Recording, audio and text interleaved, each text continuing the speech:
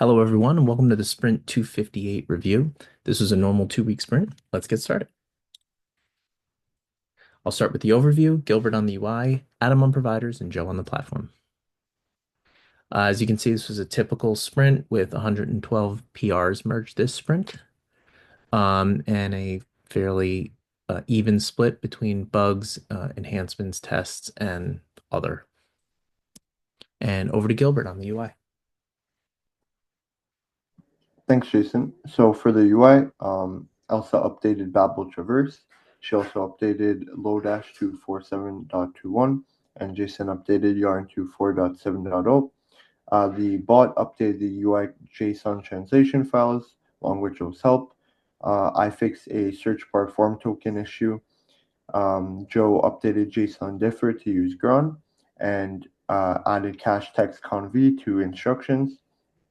I also fixed a provider dashboard chart, converted time bug, and then the bot bumped Babel runtime core.js and Babel runtime from 7.24.7 to 7.26.10. Next slide, please. And then for UI service, all we had was JSON updating Yarn to 4.7.0. That's it for the UI. Next is Adam. Thanks, Gilbert. For core this sprint, Jason dropped the monitoring manager from the core models. This was used previously by Prometheus alerts in Kubernetes, but hasn't been used in quite some time, so we were able to clean that up. Amazon this sprint, we fixed some missing required parameters in AWS authentication stubs. They pushed an update to the AWS core gem, which validated that all required parameters were being passed in stubs. So we were missing a couple of those, so we got that fixed.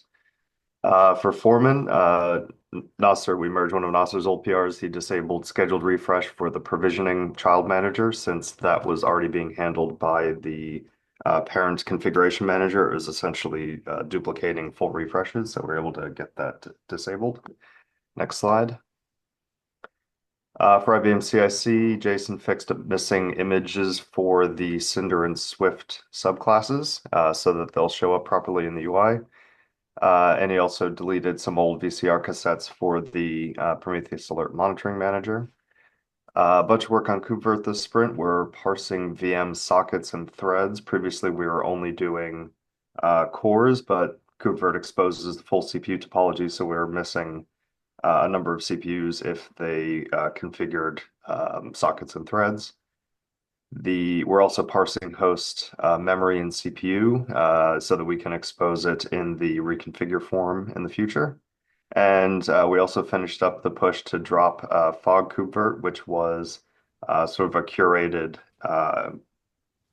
way of exposing attributes and actions for KubeVirt VMs, but it was unmaintained. And so a bunch of things that we required were missing. And rather than try to add them there, we switched it out to an auto-generated OpenAPI-based KubeVirt SDK. So that got merged this sprint. Next slide.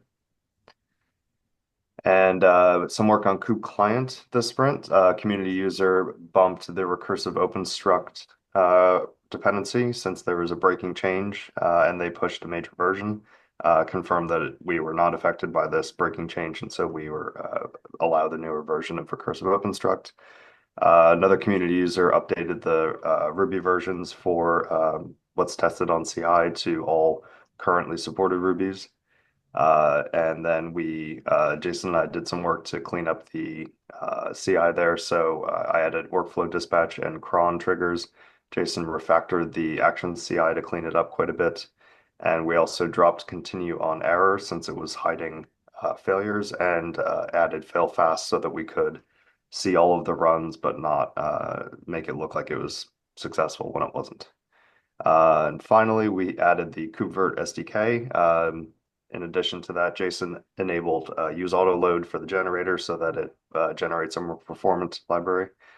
Remove old auto-generated files before rerunning generate in the bot so that we don't accidentally commit files which were deleted. And then we had our first auto-generated update of the KubeVirt gem, which is cool. And that is it for providers. Over to Joe. Thanks, Adam. For platform enhancements this sprint, I added updated translations that came from the translators. Next, Jason and Brandon had several bot improvements, such as version file support, database level uniqueness for branches, Spassky labels, and a Rails 7.0 upgrade. Next slide. For platform bugs this sprint, Jason fixed a Rails 7.1 upgrade issue that was causing exceptions to be raised on missing assets, even in production. So he changed this to only raise in non-production environments. Jason also added a test to verify that all providers have a matching vendor asset as a follow-up. Keenan changed another Rails updated configuration value because the updated marshalling version was actually causing our session objects to lose some of their instance variables when they were serialized or deserialized. I fixed an issue where we weren't handling a session secret token that was created using a different encryption key. And now we can actually load the Rails environment to fix the problem through Fixauth or manually. Next, Jason fixed an issue where our Ansible ManageIQ VMDB module wasn't properly handling empty responses, such as when there's a 400 or 500 error from our API. Keenan addressed a few CVE fixes for Rack.